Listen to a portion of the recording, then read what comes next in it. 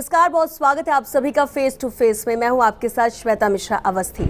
आज हमारे साथ बेहद खास मेहमान मौजूद हैं जो कह सकते हैं कि राजस्थान में युवा दिलों की धड़कन बन चुके हैं। जी, हम बात करें राजस्थान यूनिवर्सिटी के नव निर्वाचित अध्यक्ष निर्मल चौधरी की। निर्मल, बहुत स्वागत है आपका हमारे इस शो में। मध्यम वर्गीय परिवार में आप जन्मे, आपके पूरा बालकाल की बात करें तो वैसे ही गुजरा है। पिता आपके शिक्षक हैं, फिर ये राजनीति में कैसे आना हुआ?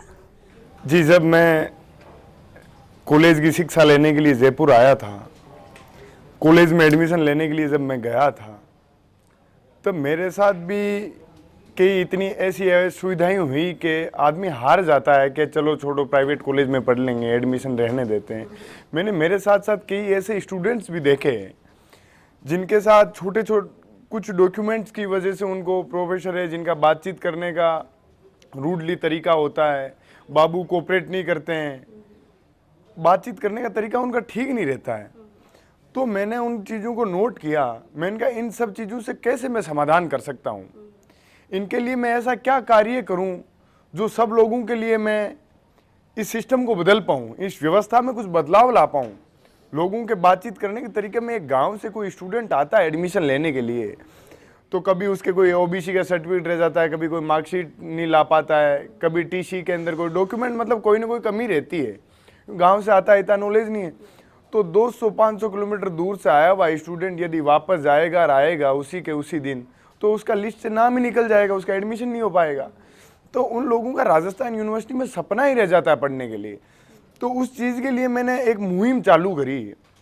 मैंने कहा एक अच्छा छात्र नेता, स्टूडेंट लीडर बनूंगा कि प्रत्येक स्टूडेंट के हकों की, हितों की आवाज़ है जो मैं बुलंद तरीके से मजबूत कर पाऊं। यानी पहले से कोई माइंडसेट ऐसा नहीं था कि अध्यक्ष के तौर पर लड़े या फिर छात्र नेता बन के उभरे? यहाँ आने के बाद, स्थितियां देखने के बाद मन बना या पहले से था? जी बिल्कुल, यहाँ आके स्थितियां देखी, उनका सामना किया, तभी ये चीज समझ आई। काफी समय बाद राजस्थान यूनिवर्सिटी को ऐसा अध्यक्ष मिला है जो बहुत ज्यादा कॉन्फिडेंट है, और ये कॉन्फिडेंस लोगों को ही पसंद आ रहा है। इसकी वजह क्या है, कहाँ से आता है ये कॉन्फिडेंस? मैं धरातल पे संघर्ष करके आया हूँ, स्टूडेंट के लिए कार्य करके आया हूँ, तो मुझे पता है, मैं उन लोगों की भावनाओं से जुड़ा हुआ हूँ, उन लोगों के बीच में आया हूँ, उन लोगों के बीच में रहा हूँ। जब कोविड जैसी महामारी चल रही थी तब भी मैं स्टूडेंट्स के लिए अपनी जान बाजी की लगा के मैं उन लोगों के लिए हमेशा तैयार खड़ा रहता था कि उन लोगों के लिए मुझे क्या कार्य करना है, उनके कहाँ समस्या आ रही है, कहाँ मेरे को उनका समाधान करना है, कहाँ उनकी आवाज़ को दबा रहे हैं। मैं हमेशा उन लोगों की आवाज़ को मजबूती देने का कार्य करने के प्रयास करता रहा, कोविड जैसी महामारी में भी। तब जाके मेरे को अब लग रहा है स्टूडेंट के लिए मुझे क्या करना चाहिए। मुझे पहले से चीज़ें क्लियर है कि इस राजस्थान विश्वविद्यालय में समस्याएं क्या क्या है, मेरे को क्या क्या समस्याओं के लिए लड़ना है। एनएसयूआई से क्यों जुड़े आप?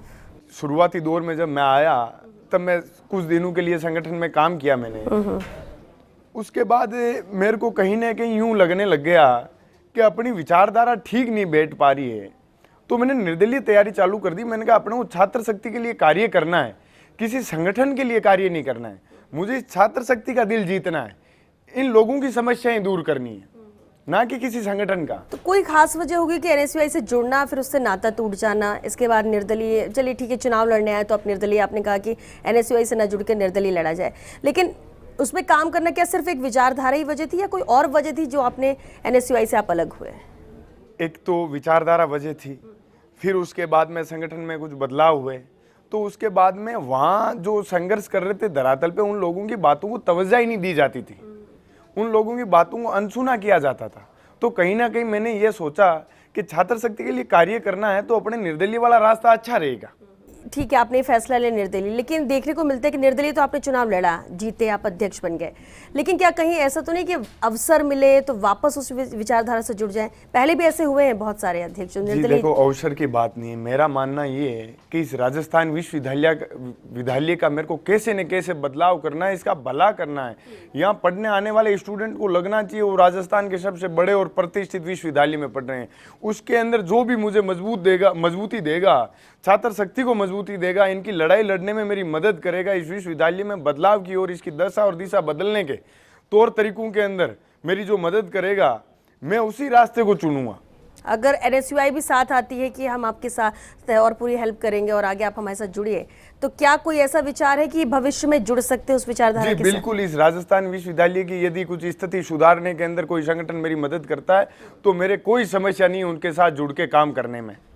अच्छा, अगर साथ सपोर्ट देते करते हैं, सब साथ आते हैं तो कोई दिक्कत नहीं है। कोई दिक्कत नहीं है। लाठीचार्ज हुआ आप पर, और वो देखी भी हमने तस्वीरें सभी ने कि किस तरह से लाठीचार्ज किया गया। इसके बाद वो कोई स्ट्रैटेजी तो नहीं थी, क्योंकि सब ज़्यादातर लोगों का ये मानना है कि लाठीचार्ज जो हुआ उसने निर्मल चौधरी को जिता दिया, वो उसने छात्रों को सपोर्ट में ला दिया। जी देखिए, लाठी खाने से कोई अध्यक्ष बने तो फिर तो हर कोई लाठी खाने के लिए तैयार रहेगा। चुनाव से 5 दिन पहले लाठी खा लो और अध्यक्ष बन जाओ।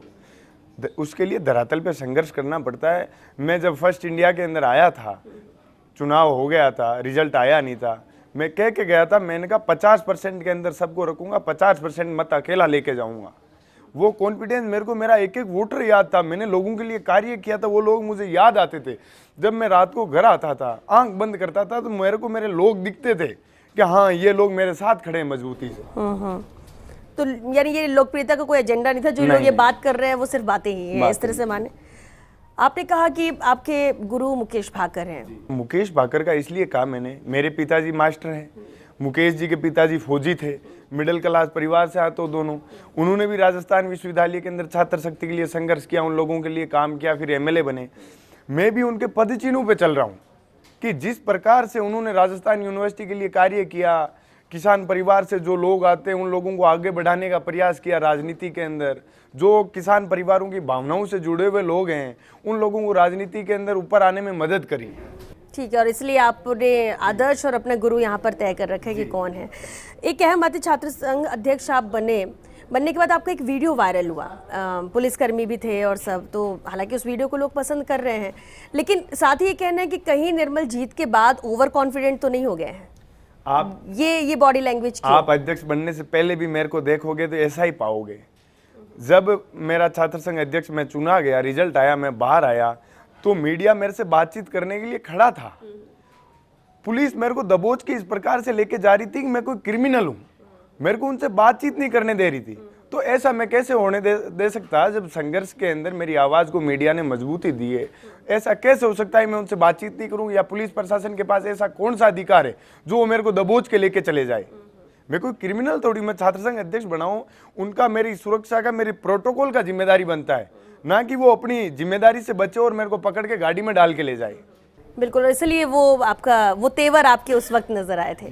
छात्र संघ अध्यक्ष बनने के बाद आपने एक बात कही कि कॉलेज की लाइब्रेरी खुलवाऊंगा, उसके बाद ही अपने कार्यालय में बैठूंगा, लेकिन एबीवीपी ने तो ताला खोल दिया, तोड़ दिया, खुलवा दिए। अब वो तो ताला तोड़ा, वापस ताला लग गया। मैं विधिवत रूप से छात्रों को उसकी सुविधा मिले, ना कि एक क्रिमिनल के रूप में, विधिवत रूप से उसका उद्घाटन हो, वो चालू हो जल्द से जल्द। मैंने एक बात कही थी, मैं छात्र संघ अध्यक्ष की कुर्सी पे तब तक नहीं बैठूंगा तब तक इस लाइब्रेरी की सौगात में आम छात्र को नहीं दे दूं। क्यों नहीं मिल रही लाइब्रेरी? लाइब्रेरी तो छात्रों का हक है। प्रशासन की लापरवाही की वजह से वाइस चांसलर को कहता हूं तो कहते हैं कि मुख्यमंत्री को मैंने चिट्ठियां भेज दी है, एक की जगह 2 भेज दिए, वो खोल नहीं रहे। तो कल मेरी इस बारे में चर्चा हुई वाइस चांसलर से, काफ़ी कई अहम मुद्दों के बारे में चर्चा हुई, महिला छात्रावासों को लेकर भी चर्चा हुई, सड़क, पानी, इन सब चीज़ों को लेकर चर्चा हुई। मैंने उनको अवगत कराया तो उन्होंने कहा मैं जल्द से जल्द आपको इसका जवाब दे दूंगा। यदि सरकार के पास समय नहीं होता है तो अपन कोई और तरीका निकाल के इसका उद्घाटन करेंगे और स्टूडेंट के लिए ये पानी और ये जो जरूरी चीज़ें इनका अपन शुरुआत करेंगे। तो मेरे को संतुष्टिपूर्वक जवाब दिया, मैं संतुष्ट था। मैंने कहा ठीक है, 2-5 दिन और देख लेता हूँ। तो यही कोशिश रहेगी कि पहले लाइब्रेरी का ताला खुलेगा और उसके बाद निर्मल चौधरी अपने केबिन में, कार्यालय में जाके बैठेंगे। जी बिल्कुल, मैं कम से कम स्टूडेंट को बता तो पाऊँ। मैं छात्र संघ अध्यक्ष बन के आप लोगों के लिए मैंने एक बड़ा काम ये किया है। फिर सेकंड प्रायोरिटी मेरी सड़क रहेगी, छात्रावासों का खाना रहेगा, यहाँ के जो भवन जर्जर हो रखे हैं इनकी स्थिति ठीक करवाना रहेगा। आपके तेवर जिस तरह से आक्रामक हैं, जब आप बात करते हैं, जब बोलते हैं, आपको लगता है इससे यूनिवर्सिटी में आप बदलाव ला सकेंगे? बिल्कुल, सुविधाएं ला सकेंगे जिसकी कोशिश कर रहे हैं। जी बिल्कुल। मेरा एक ही धर्म है, छात्र शक्ति की हितों की, हकों की लड़ाई लड़ना।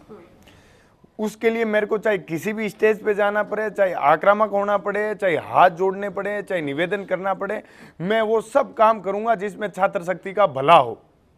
चलिए निर्मल, बहुत इंटरेस्टिंग पर्सनालिटी हैं आप, और जिस तरह से आप छात्रों को उम्मीद आपसे है, चर्चा हम आगे भी जारी रखेंगे। अभी हम और भी निर्मल चौधरी को समझने की कोशिश करेंगे। फिलहाल एक छोटे से ब्रेक के लिए यहाँ रुकेंगे, जल्द लौटेंगे इस ब्रेक के बाद। आप बने रहिए हमारे साथ।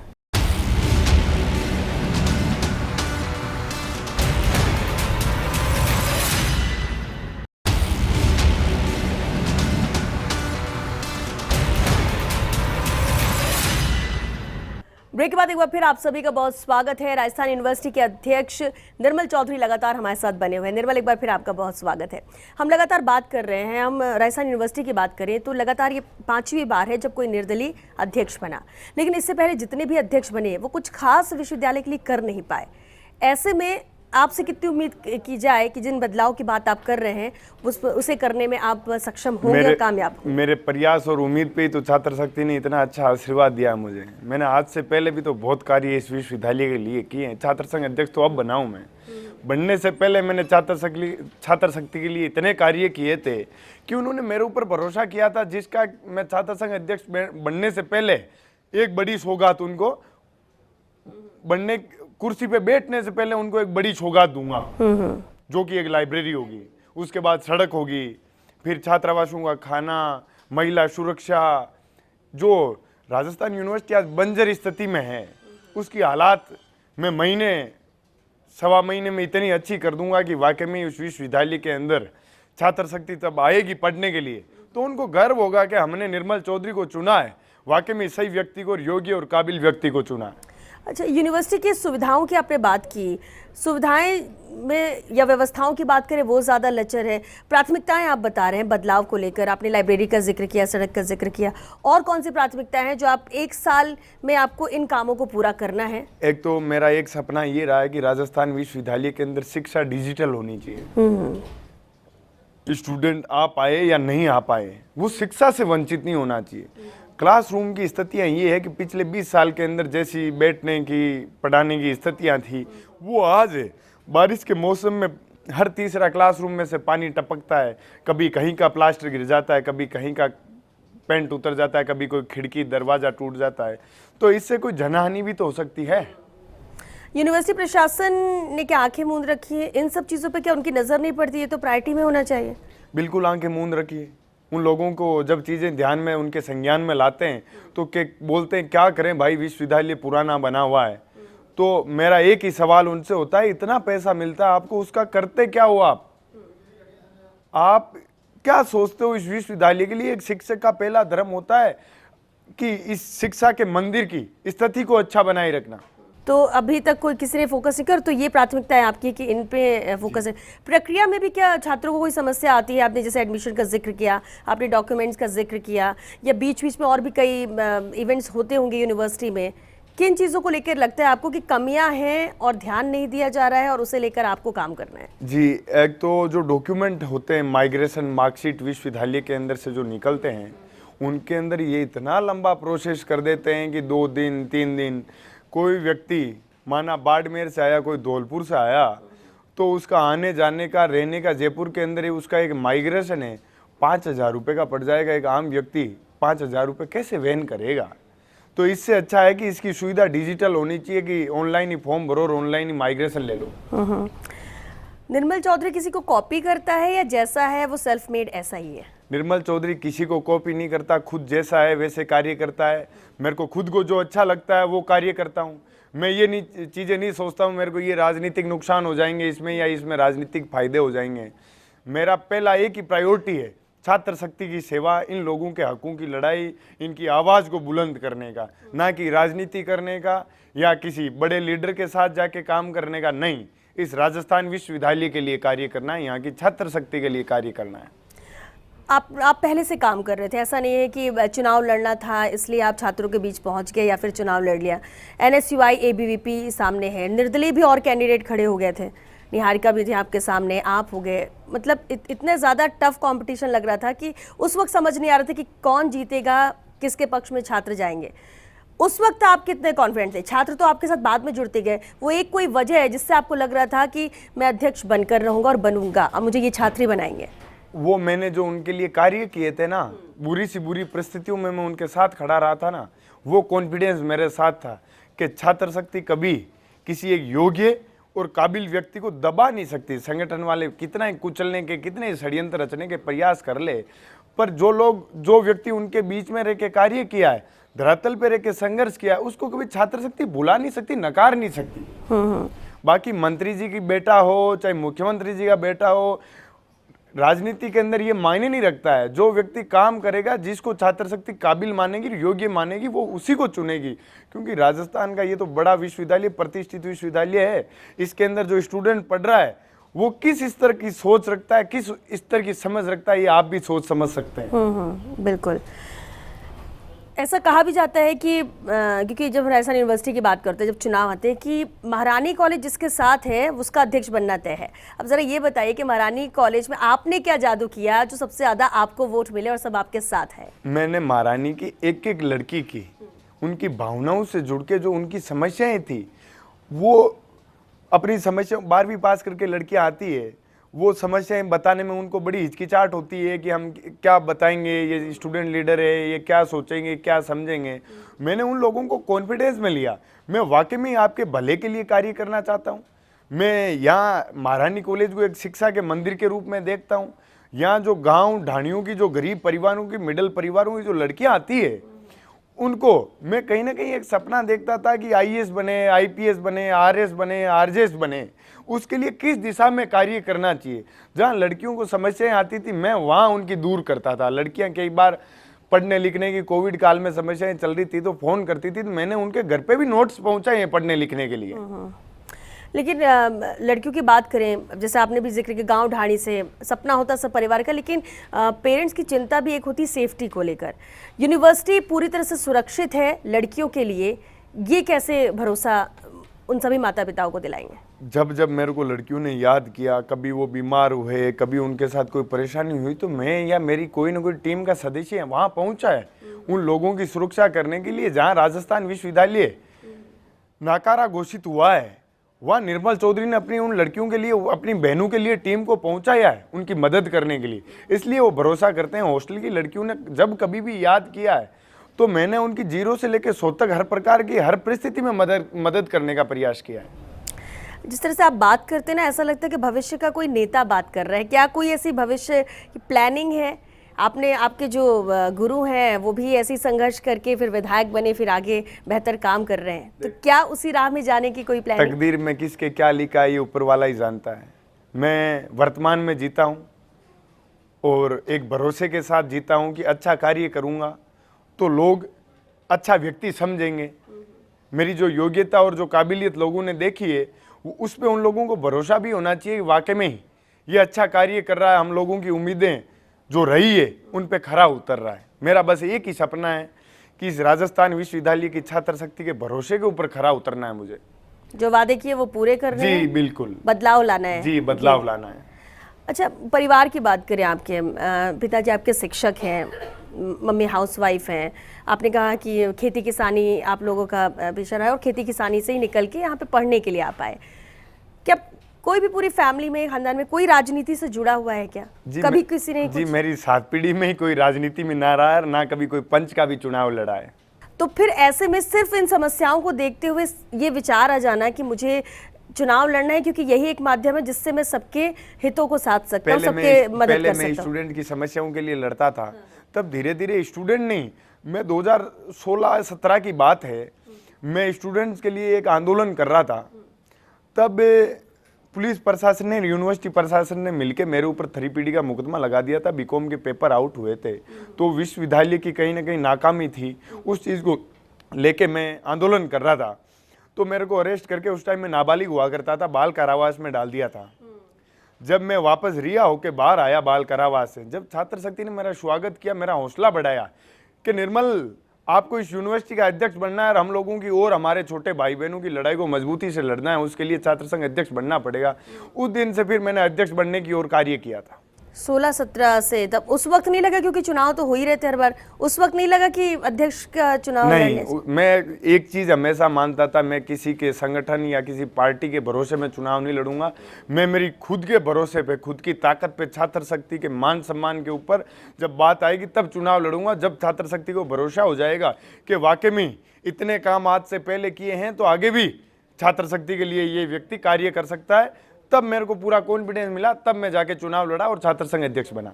दो बातें होती हैं, अगर परिवार से कोई राजनीति में हो तो आप बचपन से देखते आते हो कि क्या चीज़ें होती हैं और आप उसमें जुड़ जाते हो। दूसरी बात, जब परिवार में और वो भी 7 पीढ़ी तक कोई भी राजनीति में नहीं हो और कोई बच्चा घर से निकल के जा रहा हो तो क्या घर वालों का जो सपोर्ट है, थोड़ा डर भी उन्हें रहता है या फिर वो नहीं चाहते कि जाए? आपके साथ कुछ ऐसा हुआ जी क्या? बिल्कुल, मेरे पिताजी को बहुत डर लगता था, क्योंकि मेरे पिताजी 4 भाई है, चारों के बीच में एक ही बेटा हूँ मैं।